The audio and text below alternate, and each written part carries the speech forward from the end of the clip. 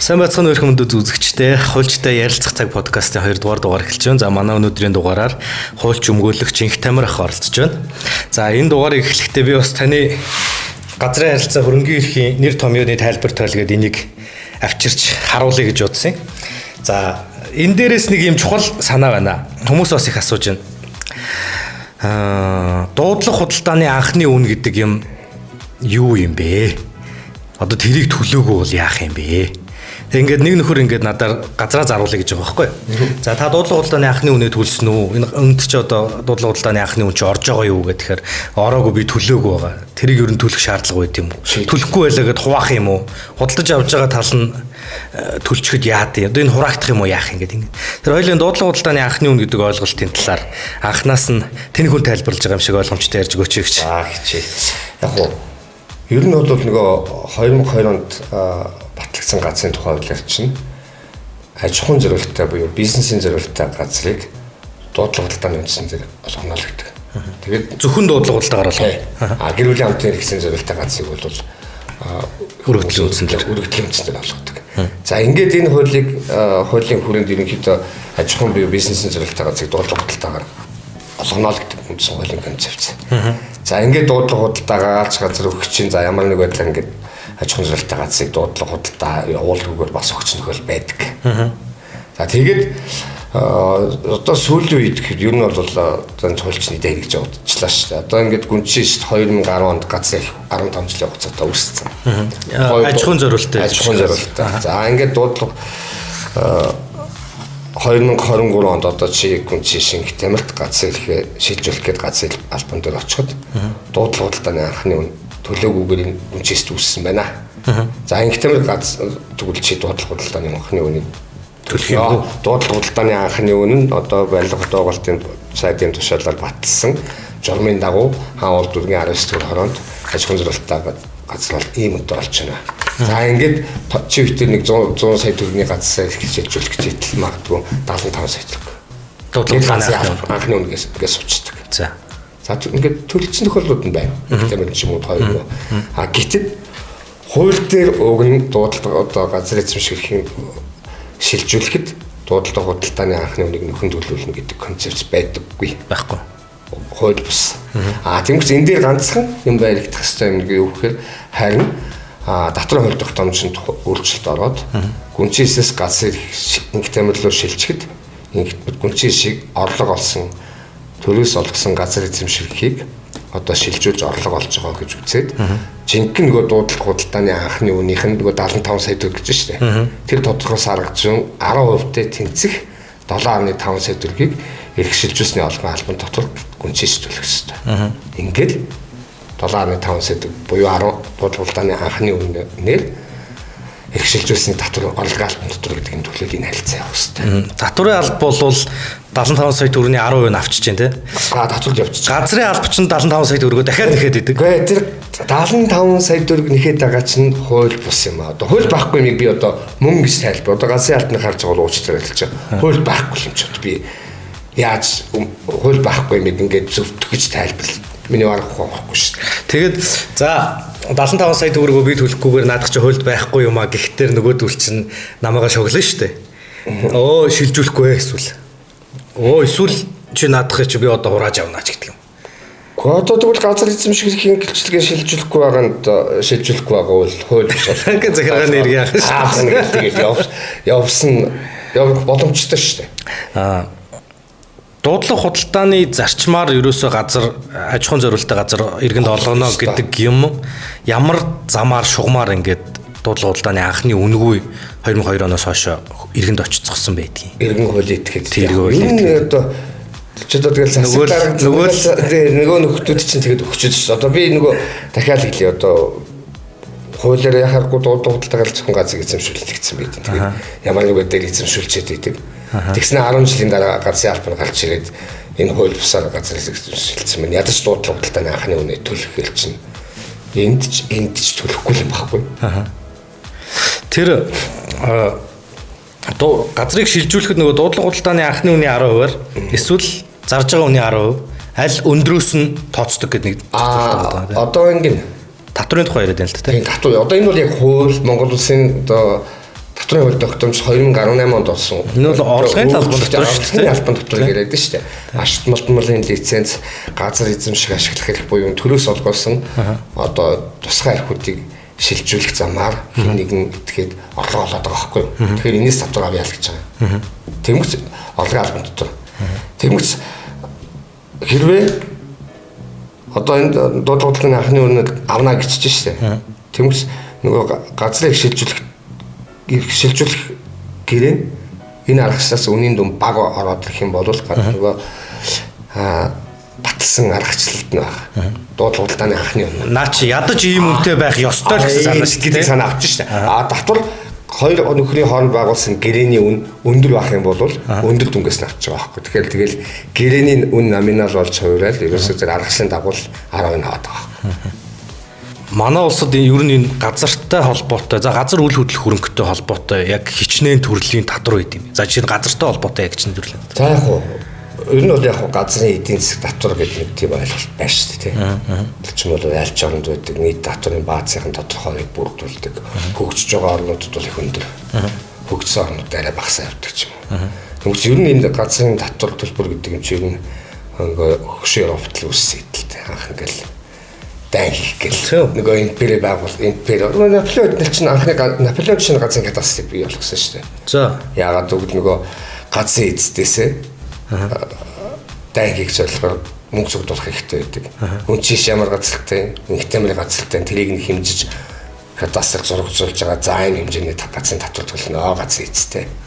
Гэтэл Европч чинь Наполеон чинь газрын кадастрыг анхлан бүр системд өргөжүүлсэн шүү дээ. Тийм үү. Тэр үед болтол тэгээд нөгөө нэгсэндөө чи над газраа ашиглаад ашиг болоод энэ юм амаа тариад дэн гэж л татвар авч байгаа хэрэггүй шүү дээ. Тэрнээс бол чи ичнээн центнер үр тариад тарьчлаа. Одоо энэнийхээ орлогын татварыг тэр бол дараа нь явах байхгүй. Ер нь бол нөгөө яг хамгийн ихний бейс бол тэгээд Европын газрын кадастр гэдэг юм чинь ер нь бол тэгээд анх системтэй дайны зорилгоор бий болсон байна. За тэр яах вэ? За одоо Монгол улсад хүчин төгөлдөр мөрдөж байгаа хуулиар нэг 3 хуулийн дагуу татвар төлбөр гарч ирдэг байгаа байхгүй. За.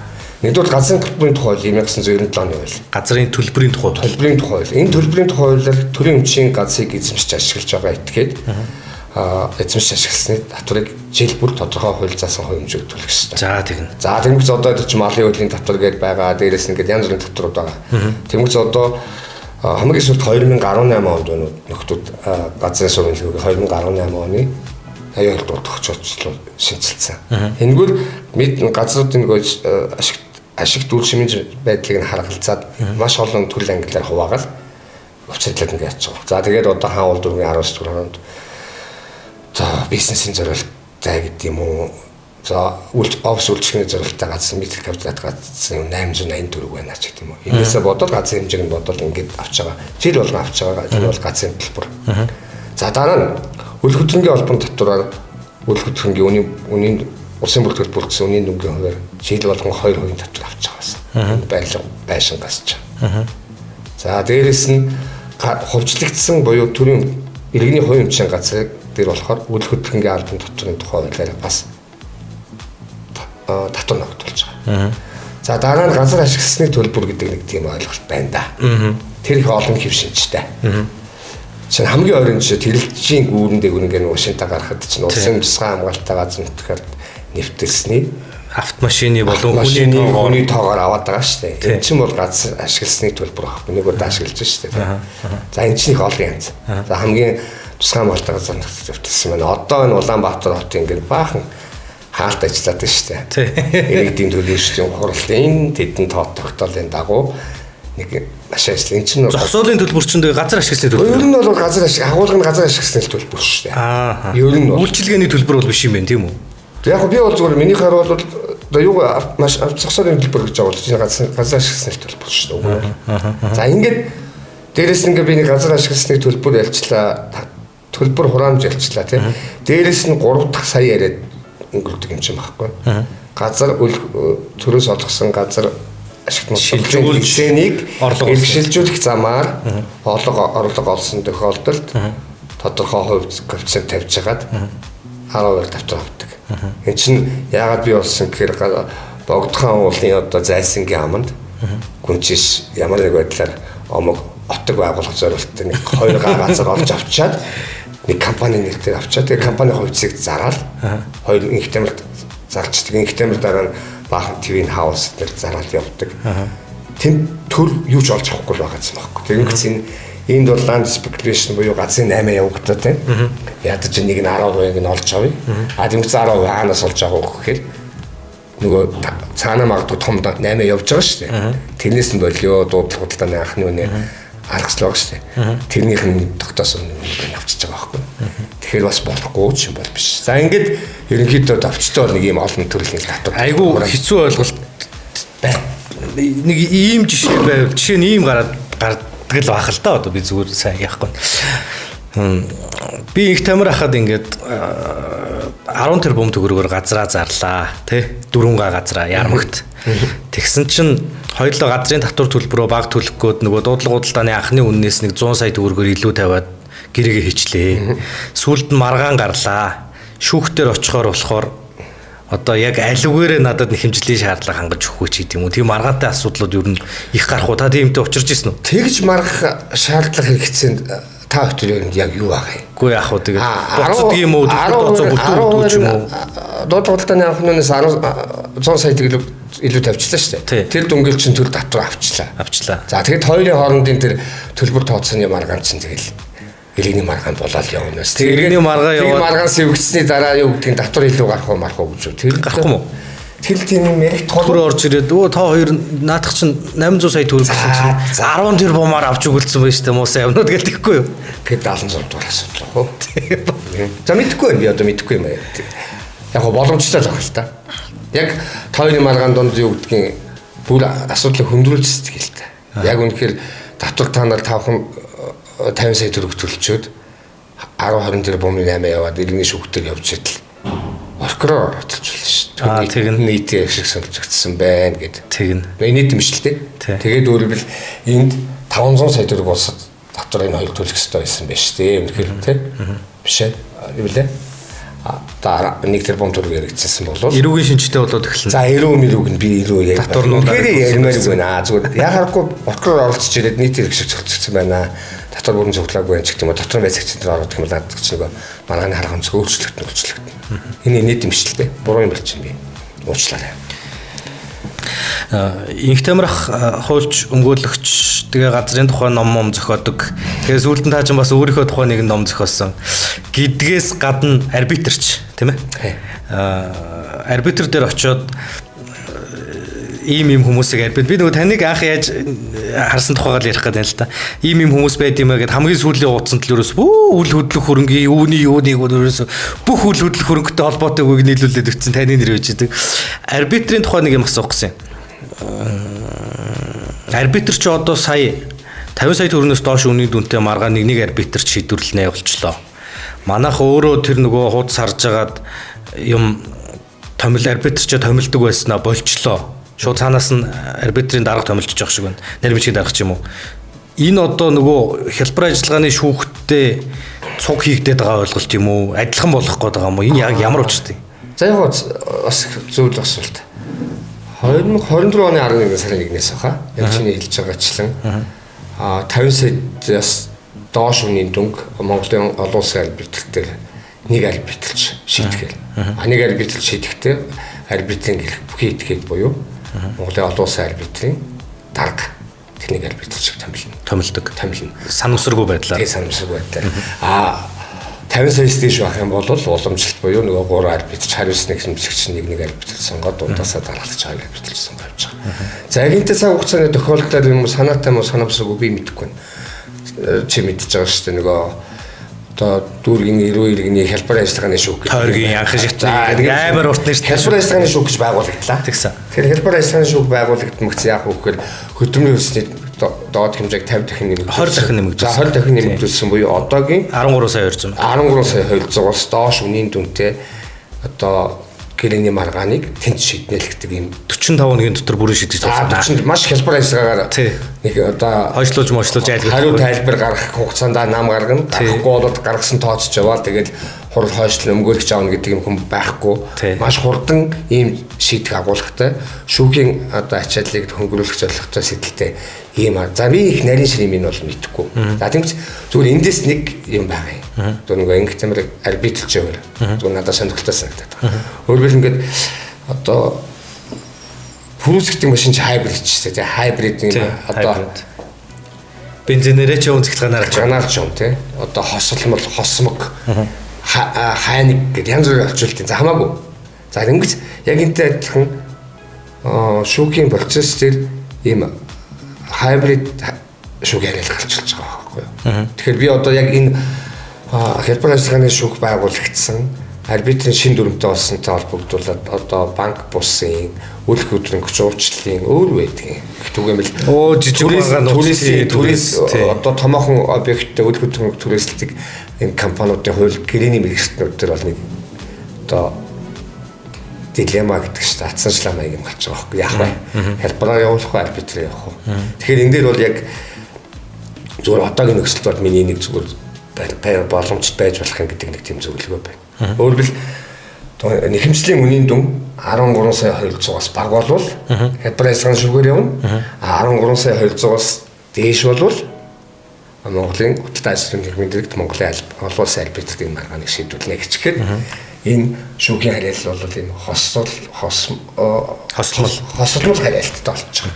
За тэгээд 50 саяас дээш болох юм бол 3 арбитрч өөрөлд 3 хэлбэр байгаа шүү. 13,200-аас байх доош байх сая 200-аас доош юм бол дүүргийн хялбар ажиллагааны шүүхтэй. 13 сая 200-аас дээш 50 саяас доор байх юм бол тэнхим удлаас нэг юм дээр нэг арбитрч шийдэнэ. 50 саяас дээш байх юм бол 3 арбитрч.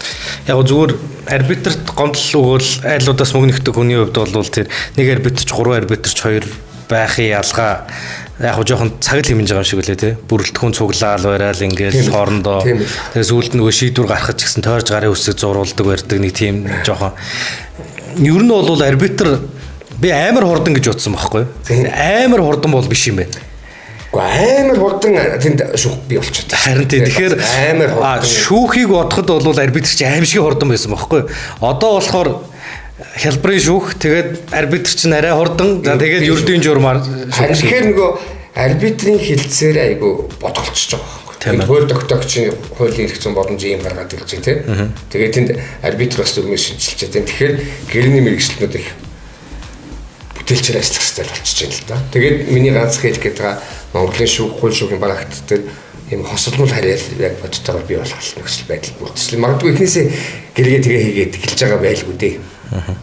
Манайч тэгээ хийцэн л дээ. 13 сая 200-аас доош бол надад тэрний хялбар санагдаад байгаа. 45 хоногийн дотор бүрэн шийднэ. Яг хуу арбитрийн нөгөө нэг арбитрчийн бүрэлдэхүүнтэй бол 60 хоногийн дотор шийднэ гэсэн байна лээ. Гэхдээ арбитр дээр манай өмгөөлөгчнөр эсвэл нөгөө талын итгэмжлэгдсэн төлөөлөгчнөр орж ирэхдээ стил нөгөө шүүхийнхаа л юмыг яриад ороод ирдэг. Би хэрэгтэй танилцж амжаагүй байна. Би тэр хэрэг дээр тим юутай хуралтай давхцчлаа. Одоо би одоо өмгөөлөгч авах гэж байна гэж итгэмжлэгдсэн төлөөлөгчөөр өмгөөлөгч томилчоод тэр нь дахиад өмгөөлөгч аавна гэдэг ингээл стил завааруулаад байдаг. Арбитрч нар тэрийг бас хангадаг.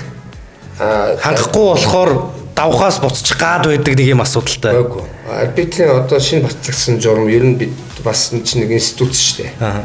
Тэгмээс бидэнд өгч байгаа чиглэл бол тэр яг энэ шүүх шиг болгоод байгаа энэ хэсэг бүлэг өмгөөлөгч гэдэг юм уу энэ шүүхийн өнцгөр шүүх нэг муу нөгөө 2002 оны иргэний хэрэг шүүх тэнцвэрлэх тухай хууль чинь өмгөөлөх хэсгийг хангах учраас ингээ удаашаад байдаг байхгүй. Тэгэхээр энэ байдлыг яг шүүхийн байдлыг арбитрч авчлаад байгаа нөхдүүдтэй одоо эвдэршгүй байна гэдэг юм уу те ингээд дэж болохгүй шүү гэдэг чиглэлийг бидэнд өгдөг. Тэгэхээр юу гэдгийг өмгөөлөгч авна хүсэл би нотлоход байна гэх юм бол энэ ажиллагааны журмаараа нэг талуу тохиолддог чиглэл гэж байна. 7 хоногийн өмнө гаргаад өмгөөлөгч өгдөөгүй хурал хойшлуулах гэр хуралд би өөрөө бэлтгэсэн байх нүрэг. Өмгөөлөгчөөс юм хэрэгтэй танилцсан гэдэг үндслээр заавал нэг олон арбитрч хойшлуулахгүй байгаа байх. Аимшиг юмнууд байгаа шүү дээ. Хариу тайлбар өгөхгүй явж ирсэн яг өглөө нь орж ирээд өмгөөлөгч авъя гэсэн үгсэлтэй цагийн өмнө өгж мөгөөд ингээд энэ яг уу нөгөө талд л асуудал. Арбитр өөрөө арбитрийн хилцээртэй байна гэдэг өөрөө талууд өөрсдөө харилцан сахилгажуулж байгаа байхгүй. Тэгэхээр одоо юу гэдгийг тэр ажиллагааны журмаараа талууд юмнуудаа нарийн тохиолчих юм бол тэр өмгөөлөгч нь орж ирээд одоо хэрэгтэй танилцах хурлаа ашиглах гэх юм бол одоо манай ганц нэг арбитрч нар байгаа шүү дээ. Миний хөө шүхтэйгээ ландураад байна. Уучлаарай тийм байдаггүй мэл хурл явчихдээ шүү дээ. Яг хоо намта цантаа л та хурл явна шүү дээ. Энэ та юуны тухай нэг ярьж өгөөч. Арбитрийн тухай ер нь хоёул нэг яриа гэснийх хаана үүсч үү? Яагаад Монголд яаж яваад ороод ирв? Тэг яг онцлог нь юу юм? Бизнесийн шүүх юм уу? Юу бол дотроо бизнесийн шүүх л гэж ойлгоод яваад байна. Яг хоо за одоо хэцүү юм балаас. Одоо бас би мэдэхгүй гэлж хаашаач. Яг хоо ер нь бол энэ арбитрийн институт их он удаан жилийн түүхтэй энэ тэндэ байсан. Монголч гэсэн юм байсан. За 2017 байна уу 18 онд тэр арбитрийн тухай шинжилээд энэ шүүхийн ачааллыг ерөнхийдөө жоохон хөнгөлөх агуулгахтаар өмнө нь бол арбитр гэхээр олон улсын гэрээ хэлцэтэй холбоотой агуулгаар. Дотоодын юм бол ерөөсөө дотоодын баг байдаг байсан байхгүй. Бид нар ч ер нь арбитраар шийдвэрлэх болно гэж мэдэхгүй. Тий. Тэр 17 18 оны тэр арбитрийн шинжилэлээр ерөнхийдөө яасан гэхээр ер нь бол тодорхой талууд арбитрийн хэлцээр дотоодын орнд байгуулж байгаа гэрээндээ арбитрийн хэлцээр хийгээл ороод ирэх юм болвол ямар ч маргаан арбитр явах боломжтой. Өөрөний хамаагүй маргаан. Хамаагүй. Бүр газар эзэмших шилжүүлэхтэй холбоотой маргааныг арбитрийн хэлцээр тавиад арбитрийн маргаанаар шийдэж байгаа шүү дээ. Газрын маргаан чинь нөгөө одоо миний уламжлалт ойлголтоор болвол шүүхийн онцгой харилцаатай маргаан гэж ойлгоод байгаа байхгүй. Тэгэхээр одоо арбитр нэгэнт арбитрийн хэлцээрт бол шийдэж шүү дээ. Газрын эзэмших шилжүүлсэн маргаан арбитрийн шийдэж юурээсээ ойлгохгүй. Хуульд нь тэгээд одоо тэгээ яах юм? Одоо жишээлбэл ингээд гэрлэгчд одоо шүүхийн онцгой хариалт шүү дээ. Гэрэл цуцлах байт юм уу хөдлөх. Тэрийг бол арайч арбитраар шийдэхгүй шүү дээ. Энэ юмнууд гейм хор уушруулсан эдгээр чинь яагаад шүүхийн онцгой хариалт юм. Тэгээд газар шилжигч яхаараа газар эзэмших хэрэг одоо арбитрийн тухай хуулийг 2018 онд баталгаа газрын тухай хуульд нь өөрчлөлт оруулсан байхгүй. Газар эзэмших хэрэгтэй холбоотой төрөнгийн шинжтэй харилцаанд хэрвээ арбитрийн хэлцэл арбитрийг дүгнэ. Газрын хуульд нь орсон юм чинь. Тэгэд газрын эзэмших хэрэг шилжүүлсэнтэй холбоотой маргааныг Монголын арбитр дүнүүдээр шийдэж байна. Ам алсан дээр гэдэг шиг нэг юм асууя. Арбитрч хуульч халбгүй гэдэг юм уу? Тийм шүү дээ. Ямар хүчтэй энэ мэрэгчлэлтэнд байх хүчтэй. Ер нь хуульч бөгөөд ихцүүж байвал нэн сайн. Ер нь бол одоо барилгын их барилгачлалтын гэрээ ажил гүйцэтгэгчид нэр үнэхээр мэлгэсэн Монгол улсын айхтар мундаг мэрэгэн зөвлөх инженер гэдэг нөгөө барилгын бүх процессыг мэддэг хүн барилгын чиглэлийн арбитрчаар орж ирээд тэгээд арбитрийн барилгын одоо маргааныг шийдэх явахтай болохгүй байхгүй шүү дээ. Тэгээд иргэний хуулбараа шийдэж болох уу? Болно. Иргэн одоо тэгээд ажиллагын журмын дагуу. Энэ арбитр гэдэг юм чинь талуудын тэр арбитрийн хэлцээрийн үндснээр бий болоод шүү дээ. Тэгээд за энэ барилгын маргаан учраас одоо барилгын бүх гэрээ конструкт фитик мэдик гэдэг юм уу юу гэдэг тэрийг мэддэг хүнээ цомлчоо. Мэддэг одоо хүнчиш одоо ийм бүх сургалтуудыг гүйцэтсэн тийм фитикийн стандарт гэрээг айхтар мэргэсэн хүн гэдэг хөдөлсөлөгдсөн байхгүй. Тийм гэсэн нэгтлэн цамаг сонгол ороод байна. Нэг нь магадгүй юу гэдэг гэд нарц барилгын хамт ажиллаж ирсэн миний ихтэй барилга мэдчих таараа гэх юм байсан гоцсон. Тэгэл яах болохгүй байхгүй шүү дээ. Шүүхтэй төстэй боловч их айгүй өрмөгцсөн институт байхгүй. Тэгтээ шийдвэр нь заавал биелэгдэх шинжтэй. Заавал биелэгдэх шинжтэй. Маргахгүй. Процесс ажиллагаанаас өөр юм дээр бол маргахгүй. Процессын шинжтэй асуудлаар маргана. За тэрийг шийдэл дээр бол маргахгүй. Шийдэл дээр маргах гэсэн. Хөдөлгөөнөөр бүтээсэн нэг юм гээд бид нуцгшуулсан л гэж байна. Түүнээс нэг байшгүй юм бий болгочаагүй биш шүү дээ. Энэ тэгээд хэцүү арах хэрэгтэй байхгүй юу? Арбитрийн хэлцээр гэдэг юм айгүй бодох хэрэгтэй. Энэ чинь чивтер барилга байруулж барилгын ажил төгсөлтөд ажил хийнэ гэчихэд тэндээ арбитрийн хэл шүүх байх уу арбитр хогд айгүй бодож хийгээд тэгээд хийгсэн болвол гэрийнхээ дагуу эргэлдээ өнж байгаа юм хийх хэрэгтэй. Хийж чадахгүй бол арбитр руу явна шүү гэдэг айгүй сайн ойлгоод тэгээд би арбитрийн хилцэл гэдэг би тэр мөрийг сайн хараагүйгаараа өсөх зурч чи одоо арбитраар шийдвэрлэхгүй гэсэн юм байх уу? Тэр шүүх хүлээж авахгүй зү. Хизээч хүлээж авахгүй. Тэр арбитр чинь бүр ийм юм байлээ шүү дээ. Үндсэн гэрээ хүчин төгөлдөр бус байсан ч арбитрийн хилцэлтэй холбоотой ганцхан заалт хүчин төгөлдөр хэвээр үлддэг. Дангаараа үлдэж болно. Дангаараа үлддэг тийм. Хуулийн тусгай зохицуулалт шүү дээ. Тийм юм билээ шүү дээ. Тэгэхээр хүчин төгөлдөр байж болно. Гэхдээ үндсэн арбитрийн хилцэл бол дангаараа хүчин төгөлдөр явах боломжтой. асар хариуцлагатай салбар юм шиг байна тийм. Нилээн бодож хийх хэрэгтэй юм шиг салбар. Тэн шиг гол нь шүүх төслийн институт байхгүй. Тэгээд шүүхийн ачааллыг л хөнгөвчлж байгаа талуудад арилжааны гэрээний үйлдэл хурдтай явуулахад тэрийг би гэрээний сахилга батыг л дээшүүлж чиглэсэн хүн төрөлхтний бүтээсэн л нэг институт шүү дээ. Тэрийг л Монголд байдаг. Одоо тэгээд сүүлийн үед нэг хэдэн хүмүүс үйлгүү төрөг зурчлахыг хэрэгжилж байгаа шиг байна. банкусууд хэрэгжилж байгаа шиг. Аппликейшны зээл. За яг нь тэр арбитрт хүлээж авах хамгийн доод маргаан гэж байд юм.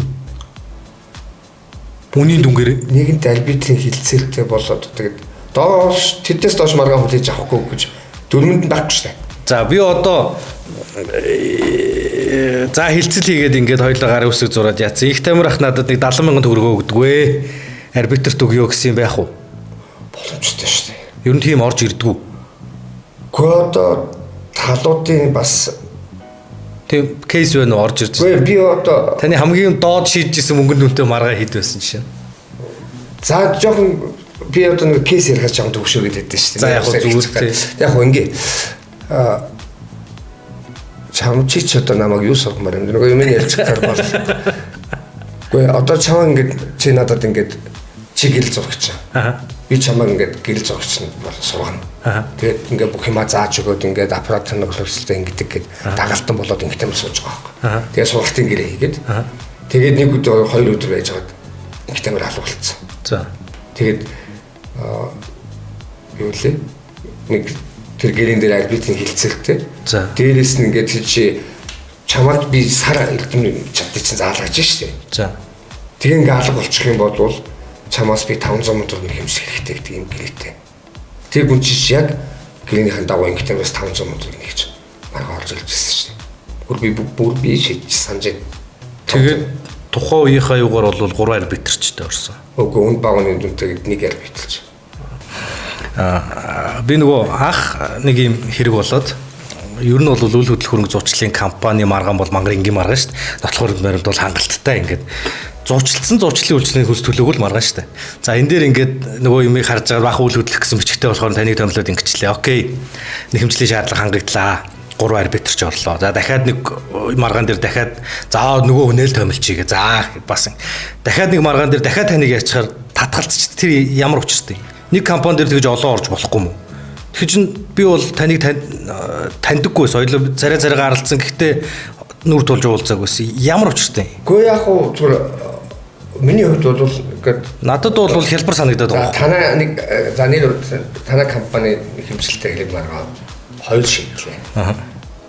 Одоо 3 4 гээд ингээд явахаар миний ёс зүйд зохимжуулагч би явдаг үзэл татгалцсан. Та хоёр ч тэгээд хурлын танхимд бие биенийг хэдэн удаа харж гараа таньдаг болчих юм. Ягаад ёс зүйд асуудалтай. Одоо миний хувьд за яваад ингээд тэр юм хоригдсан юм байд юм. Ёс зүйд жоохон зохимжтой биш л дээ. Одоо жишээ нь ингээд хардаа ингээд Twitter ярилцлага хийж ингээд хийгээ сууж. Тэгээ маргааш нь дахиад ингээд Twitter. Тэрнээс хойш бол байхгүй шүү дээ. Би чинь тантай танилцсан чинь чи хэрэгээ оролцогч надаар яах гээд байгаа ингээд нэг 2 сар шахам зүхтааж яваа үстэй. Тэгээд үгүй яг зүгээр энэ арбитр гэдэг чинь бас тодорхой одоо хүн хүний харах үнцгийн асуудал байна. Чинь арбитрт их сонсон татгалзууд гарч ирсэн. Би гүн чинь штэ уус аймгийн тэр сумд тэдээс хэд нэгээс 4-р анги тавцрах гэсэн юм а тийм. Тэр бол яалтчгүй татгалцлаа. За би бол миний хувьд бол 2 удаа маргаанд ингээд ямар нэг байдлаар сонгогдоод тэмдэглэлд орчлоо. Одоо 3 дахь одоо зөксгөл гэж таалсан. Тэгэл татгалцсан байхгүй. Тэр яг тэр арбитрийн шүүхийн татгалзал арбитрийн татгалзал хоёрч бас ер нь бол юу ч та жоохон ондоо. Арбитрийн бол яг тэгэл өөстөө үнэлт татгалзлаа үнэлдэг. Тэгэхээр 2 удаа одоо танай компани маргаан дээр орсон байна. Хоёуланд хангасан юм байна. Одоо 3 дахь бас хангах болно тэгээд зохимж юм байна. Тэгвэл ер нь зуучлалын гэрээний маргаанчдыг хангахдахгүй маргаанч орохгүй л тий. Үгүй тэр хэцүү шүү дээ зүгээр. Хэрэг маргаан болгоно л хэрэгт ямар баримт болж чинь тий. Манайх чинь тэгээд ирэх биш нэг үүсгэн байгуулагч нь хольж өнгөлөгч юм байна. Нэг нотлох баримт гүйж арбитр явуулахгүй л тий. За хольжтой ярилцах цаг подкастын гэдэг нэр өгчөд байгаа шүү дээ. 2 удаа явуулсан. Энэ удаагийн дугаарыг энд хүргээд өндөрлөе гэж бодож байна. Бидний асуултанд бас дэлгэрэнгүй хариулт өгсөн их тамирахтай баярлалаа. Энэ таны энэ нөгөө айхтар номнууд байна шүү дээ. Эднэр одоо юу н байна уу? Авал хаанаас авах юм? Гэхдээ одоо 300 асуулт хариулт бол олохгүй байгаа. Хариулт бол дууссан. За наад толгойд чинь ер нь цөг үлдсэн. Надад нэг ганц нэг бэлсэр байт. За одоо нөгөө яг дэдгүр хошоод нөгөө хууль зүйнсний хүрээд ингээд номын дэлгүүрт. Нөгөө хийх чинь номын дэлгүүрт тий. Чока тэгч маань номын дэлгүүрт л одоо газрын хуулийн тайлбар шараатны тэмдэглэл 2 мал байх шүү дээ. Элчмтэй яаж байгаа. Бусны ингээд баг байхгүй шүү. Цөөн надаар хэлсэн. Одоо нэг 330 шинжлэх ажлыг лид хийж байна. Хэдийд гарах уу? Гэхдээ одоо энэ чинь бас айгуу ажиллагаатай байдаг байхгүй юу? Хүмүүс ингээд нэг одоо 300 гараад 19 онд хийжсэн байна. Одоо надад гараар байт юм 378 болчихсон асуулт. За нэг 430 гаргана. Тэгвэл нөгөө газар чи өөрөө харилцаж амьд байхгүй юу? Байнга өөрчлөгдөж байдаг. Тэгэхээр би өмнөх асуултын зарим хариултууд худлаа авах гэсэн. Хуучин ингээд өөрчлөгдөн. Тэгээд энийг яагаад би ингэж ажил бүтэл хийгээд өгөх вэ? Нэгэнд би энэ чиглэл тавтгалтай ажиллаж байгаа. Өөрийгөө юу болсон бэ гэдэг нэг цаг 2019 онд 300 таа болсон бол 2025 онд 400 гарахад би бүрэн өөрийгөө нэг апдейтлаад нэг тий. За нэг сар ингэж өөрчлөгдсөн байна гэх. Нэг юм асууя. Би нэг хурал дээр газрын тухай хуулийн тайлбар дээр ингэж заасан байна гэж мэтгэлж ийсэн өмгөөлөгч харж ийсэн баг. Тэр боломжтой юм уу? Ер нь бол хууль тайлбарлах эрх бол танд байхгүй. Тэр бол шинжлэх ухааны тайлбар.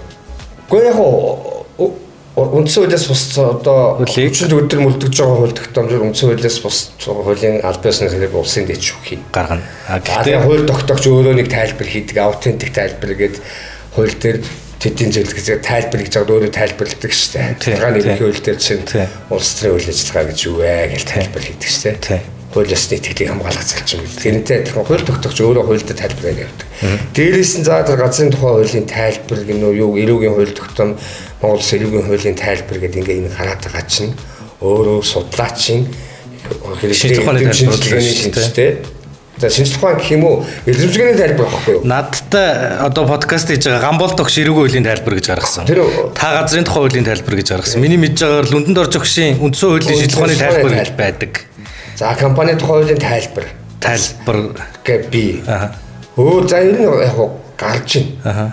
Зөв би хувьдаа хувь судлаачийн хувьд энэ тайлбарууд маш ихээр гарах ёстой. Өөрөөр ингэчиж энэ тайлбарыг дээр чинь гараад одоо хувь судлаачийн шүүмж байгаа, байр суурь байгаа энэ юмчны илгээд 2020 оны 2 онд батлагдсан хуулиа дахиад болсонгүй болоход нугасаа санаа айдиа болоо явдаг байхгүй юу. Хаач л тийм. За тэгээд шүүх хурал дээр учиргүй мэтгэлцэгтэй хэрэглээ тэр нь амжилт ол татаж ярьж л байна лээ. Яриад шүүхэн тэрийг хэрэглээд шийдвэр гаргахад үнэмшилтэй байвал шүүгчийн дотоод итгэлийн асуудал байхгүй. Аваад иш татаад үндэслэх юм байна гэвэл болохгүй байхгүй. Танаа одоо эрүүгийн хуулийн Гамбол тогшиж номноос одоо эрүүгийн нэг шүүгч иш татж агаад шийдвэрийн үндэслэгч хүчтэйж байгаа байхгүй. Энэ нэг болохгүй байхгүй шүү дээ. Хууль зөрчсөн үйлдэл бол биш. Болохгүй байхгүй. Болохгүй байхгүй. Би одоо хууль зөрчсөн хэрэг гэж болохгүй. Гол нь нөгөө шүүгч чинь дотоод итгэлийн үндснээр хэрэг маргааныг шийдвэрлэж байгаа шүү дээ. Тэгээд тэр дотоод итгэлийн үндсэл яаж бүрдэж байгаа хуулиа уншлаа маргааны үйл баримт ямар байна? Тэр маргааны үйл баримтад холбогдох хууль хэрэглээ ямар байна? Тэрийг нөхөн хангасан Гамболтын эрдэмшилгээний тайлбар илүү үнэмшилтэй зүг байвал тэрийг аваад тавьчихад зам асуудал биш шүү дээ. Авал гэдэг биш. Тэгэхээр энэ чиглэлийн ном бүтээлүүд ер нь сайн гарах хэрэгтэй гэж би хувьдаардаг. За баярлаа. За дараагийн дугаараар хэдүүлээ эргэн уулзлаа баяр та. Баярлаа. Анхаарал тавьсан бол та бүхэндээ баярлаа. Баяр та.